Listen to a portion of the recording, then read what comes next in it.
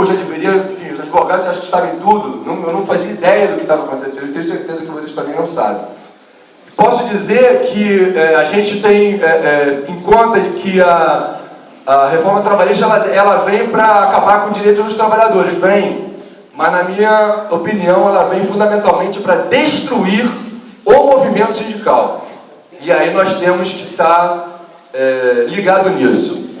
Então, bom, eu queria começar levantando alguns aspectos que precisam ser entendidos. O seguinte, a reforma trabalhista, gente, ela só tem lugar hoje no Brasil por conta do golpe que nós estamos passando.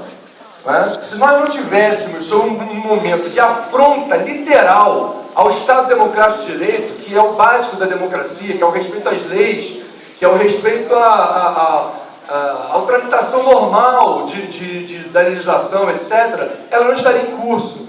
Porque nós estamos fazendo uma transformação completa na alma da legislação trabalhista. Isso não pode ser feito num projeto que dure 6 meses de discussão. Eu comparo a reforma trabalhista à própria construção da Constituição, que foi uma coisa que foi resultado de um pacto social. Se a gente tinha reforma trabalhista para fazer, ela deveria ser objeto de discussão dos trabalhadores com o empresariado, para se buscar soluções para o problema do trabalho no Brasil, e não a imposição de mais de 100 pontos, são 117 artigos, todos eles muito bem elaborados, não é uma coisa mal feita, é uma coisa muito bem feita, que sai da sede da CNI, passando pelo gabinete do presidente do Tribunal Superior do Trabalho, fiquem sabendo disso, e veio para desconstruir a legislação trabalhista. Na verdade, se vocês forem ver bem, eu e Márcio tivemos com o presidente de um sindicato patronal semana passada, ele falou para mim, para nós lá, a reforma trabalhista não tira nenhum direito. E ele tem alguma razão. Porque, na verdade, ela tira todos os direitos. A partir do momento em que ela desconstrói a coisa mais cara da legislação trabalhista, que é a proteção ao trabalhador. É o tratamento diferenciado ao trabalhador, no sentido de que ele tem uma situação de hierarquia com o patrão. A reforma trabalhista vem para dizer o seguinte, nós estamos num momento, nós estamos no ano de 2017, no século XXI, a CLT é de 1943, nós temos avanços tecnológicos e social suficiente para o patrão poder conversar, para o trabalhador poder negociar de igual para igual com o patrão. Isso objetivamente não é verdade. O artigo 3º da CLT deixa claro de antemão que o trabalhador ele tem uma relação de hierarquia com o patrão, tem dependência financeira e tem obrigação de pessoalidade. Então, gente, logo na contratação, no primeiro artigo que fala da relação, ele demonstra que o trabalhador tem uma situação de inferioridade. Então, só no início, e é importante ficar claro que o contrato de trabalho é um contrato de adesão. A gente não chega lá e discute com o patrão, ninguém aqui nunca fez isso. Eu vou trabalhar assim, assim, assado, quando eu quiser ir embora eu vou e tal, vou querer ganhar tanto. Alguém aqui já fez isso? Se fez, não é empregado, né? É um profissional liberal, enfim. E você fala, não é empregado. O contrato de trabalho pressupõe a dependência e, portanto, pressupõe a hierarquia, a imposição da situação do contrato ao trabalhador. Então, só por aí já fica claro que não há igualdade. Mas esse é o menor dos aspectos. Na verdade, não há igualdade econômica e de poder. Nós não temos condição de discutir de igual para igual com o empregador. Então, somente numa situação de afronta ao Estado Democrático de Direito, há a possibilidade de tramitação de uma reforma tão grave como essa. É importante, eu vou até mencionar uma questão aqui, que uma das questões importantes para que ela tenha lugar é o fato de que hoje nós temos uma pessoa nefasta ocupando a presidência do Tribunal Superior do Trabalho. Uma pessoa capaz de dizer uma coisa dessas. A coisa de 2 semanas atrás, o presidente do Tribunal Superior do Trabalho, Ives Gandra Martins Júnior, disse a seguinte pérola, que as indenizações por dano moral em caso de acidente de trabalho devem ser baixas, porque sendo altas, incentivariam a automutilação dos trabalhadores. Ele diz o seguinte: as indenizações por dano moral em caso de acidente de trabalho devem ser baixas, porque sendo altas incentivariam a automutilação. Quer dizer, os trabalhadores iam se machucar para conseguir um afastamento, para conseguir uma indenização e tal. Eu, inclusive, diante disso, eu quero propor que esse Congresso aqui aprove aqui e leve para o Congresso Nacional o repúdio da CTB ao presidente do Tribunal Superior do Trabalho, Luiz Martins Júnior, que é uma pessoa de extrema direita, ligada ao Opus Dei, que é o que há de pior sob o ponto ideológico que a pessoa possa ter. Bom, gente, eu separei essa reforma colocando em 4 eixos, mas eu vou tratar fundamentalmente de 2. Na minha opinião, a reforma ela tem 4 objetivos para cercar de todos os lados a possibilidade do direito do trabalhador. Ela, no primeiro momento, ela liquida os direitos históricos do trabalhador, aniquilando a alma do direito do trabalho, que foi isso que eu falei aqui, que é essa questão da hipossuficiência, da suposta, supostamente alteraria, né? Ela acaba com a proteção do direito do trabalho, né? Do direito do trabalhador. Desmonta o princípio da proteção, né? O que isso na verdade, é neoliberalismo na veia. O neoliberalismo ele diz isso, quer dizer, todo mundo aí negocia por si próprio e tal, o mercado regula, né? Como se fosse possível. Agora, se por acaso você quer lutar contra isso, ela impede, então passamos para o segundo ponto, que é impedir que se possa lutar pela garantia de direitos e pela resistência dos que ainda existem, pela reconquista, através da inviabilização do movimento sindical. A reforma trabalhista, ela inviabiliza o movimento sindical, e eu vou abordar isso melhor mais à frente. Mas se você por acaso resolve, depois de você não ter conseguido na luta sindical o que você pretendia, resolve ir para o judiciário, ela inviabiliza a ida do trabalhador para a justiça. São colocados um conjunto de dificuldades ao acesso ao judiciário, como por exemplo, o trabalhador é obrigado a pagar custas, é obrigado a pagar honorários de sucumbência, ou seja, hoje em dia, se aprovada a reforma, o trabalhador tem grande possibilidade de sair devendo, sair mais pobre do que quando entrou na justiça, com a situação judicial, porque ele pode ter que pagar tanto por litigância de má-fé, por algumas novas interpretações que possam dar pelo judiciário, mas também por pagar custas do que hoje ele é liberado da justiça. E por fim, quer dizer, isso na verdade é a institucionalização do descumprimento à lei, porque quer se impedir que o trabalhador possa ir à justiça garantir seus direitos. Por fim, também ainda no judiciário, ele coloca um conjunto de amarras ao próprio judiciário de julgar de acordo com a sua interpretação da lei e também elaborar enunciados, quer dizer, unificar a jurisprudência, né? E por fim, se você por acaso conseguir crédito, mesmo com todas as dificuldades, conseguir alguma coisa na justiça, ele impede que você consiga receber o dinheiro através de um conjunto de dificuldades que são impostas, particularmente na configuração do grupo econômico, o que, por exemplo, inviabiliza a luta contra o trabalho escravo. Porque o trabalho escravo, ele em geral, empresas, por exemplo, na nossa área, foi descoberto há pouco tempo aqui no Brasil, em São Paulo, no Rio de Janeiro, né, empresas que trabalhavam para Zara, para Marisa, etc., para Daslu, trabalho escravo. Mas não eram empregados da Daslu, da Marisa, eram pessoas que trabalhavam numa lojinha de um empregador quarteirizado, que era quem fazia aquele trabalho, mas só faziam para ela. A reforma trabalhista vai impedir essa ligação da principal compradora com quem fez a fabricação, quem impôs o trabalho escravo. Então, esses são, traduzindo, os 4 itens que estão colocados na justiça. Eu vou abordar, gente, fundamentalmente os 2 primeiros problemas, que também o tempo é muito curto, né? Eu queria até falar dos mitos, né, que até alguns já abordaram aqui, mas realmente não dá para a gente falar disso, né? Porque, por exemplo, um dos grandes mitos que se colocam para propor a reforma trabalhista é que a legislação trabalhista é antiga. A CLT é de 1943. A CLT tem 922 artigos. 85% deles já foram modificados.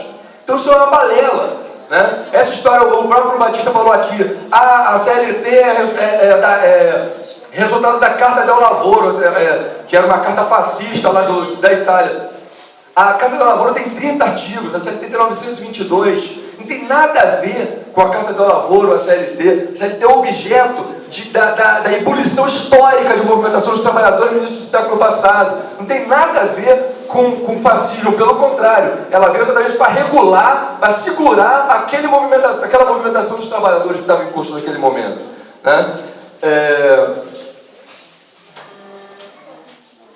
Dizem também o seguinte, que a Justiça do Trabalho tem muitas ações. A Justiça do Trabalho, ela tem 9% de todo o judiciário. 9 não, 8%, 7%, 6,8% do judiciário, 80% da Justiça Estadual, os outros da Justiça Federal, 9% da Justiça do Trabalho. Tem essa história que, todo trabalhador vai para a Justiça, também não é verdade. Menos de 10% dos trabalhadores vão para o judiciário e mesmo assim vão 60% deles para cobrar verbas rescisórias, ou seja, verbas que eles já deveriam ter recebido no momento da rescisão, no momento da demissão deles. Então, entrando aqui para o fundamental, gente, eu quero abordar o seguinte: essa questão dos aspectos históricos as conquistas históricas do trabalhador. 2 artigos são fundamentais na reforma trabalhista, quer dizer, o 611 A e B. O que fala disso? É a questão do negociado sobre o legislado. Tá? Essa é a alma da Justiça do Trabalho, da reforma trabalhista. Como vocês sabem, os sindicatos têm poder de negociação em nome de toda a categoria. Não é isso? Nós podemos fazer um acordo coletivo ou uma convenção coletiva em que a gente vai até estabelecer leis novas, né, ou novas relações que podem estar acima do que está previsto na legislação. Pois bem, com a reforma trabalhista, o sindicato passa a ser potencialmente o maior inimigo dos trabalhadores. Por quê? Porque ele pode negociar contra a lei. Ele pode negociar abaixo da lei, abaixo do que prevê a lei. Ou seja, os trabalhadores vão passar a ter medo dos sindicatos. Então, a reforma trabalhista, ela é a liquidação da alma do que é o fundamental dos sindicatos, que é garantir novas conquistas, garantir novas leis, novas condições de trabalho a partir do que já está garantido em lei. Com a reforma, a gente passa a ter essa nova situação. O artigo 611-A, ele a princípio coloca assim, eles até falam isso, são esses aqui os direitos que estão em discussão. Ele elenca lá um monte, né, que podem ser objeto de negociação. Só que o caput dele diz o seguinte: podem ser objeto de negociação entre outros. Ou seja, na verdade, fica claro que não são só aqueles que estão listados, mas tem mais. O artigo 611-B, onde está elencado os artigos onde não pode ser objeto de negociação, por livre negociação, né, dos sindicatos, sobre o legislado, ele elenca um conjunto de direitos, todos que já estão no artigo 7º da Constituição. Ou seja, que já não deveriam mesmo ser objeto de negociação. Só que tem mais, tem um outro detalhe interessante. Ora, a partir do momento que ele diz quais não pode ser objeto de negociação, o que isso quer dizer? Como diria Tim Maia, o resto vale, né? Não negocia isso, o resto pode. Ou seja, a amplitude que se coloca, eles colocam uma farsa como se fosse uma coisa limitada a poucos direitos, mas na prática, o conjunto dos direitos estarão em discussão em livre negociação. Nós podemos, inclusive, o seguinte, tem uma coisa, isso eu falei sobre o aspecto da negociação coletiva dos sindicatos, mas o objetivo fundamental da reforma, como eu falei, é esvaziar o papel dos sindicatos. Então eles criam um conjunto de situações em que pode haver a negociação individual, como eu falei anteriormente, quer dizer, a partir do momento que é retirada essa questão da proteção do trabalhador, como ele não tem mais hierarquia, um conjunto de situações, você pode negociar banco de horas diretamente com o seu patrão. Individual. Olha a situação que nós estamos passando lá no sindicato agora. Nós estamos elaborando nossa convenção coletiva, estamos em plena negociação. A gente chega a pensar na possibilidade de fazer uma convenção de banco de horas, tudo que a gente nunca quis. Por quê? Porque é melhor que a gente faça a nossa do que o trabalhador tenha que negociar de igual para igual, né? A partir do momento que a gente consiga ter uma situação fechada, a gente evitou a violência da negociação individual. É um absurdo, mas é uma situação que a gente vai passar a ficar... A jornada de 12 por 36, isso pode ser por contrato individual. E tem mais um detalhe muito interessante, que é dos hipersuficientes. Ou seja, antes, os trabalhadores eram considerados hipossuficientes, quer dizer, eram inferiores ao patrão. Agora é criada uma categoria dos chamados hipersuficientes, quer dizer, que eles podem negociar sozinhos. Por quê? Porque ganhariam em torno de 11 mil reais, que é o dobro do máximo do pagamento da Previdência. Os trabalhadores que tiverem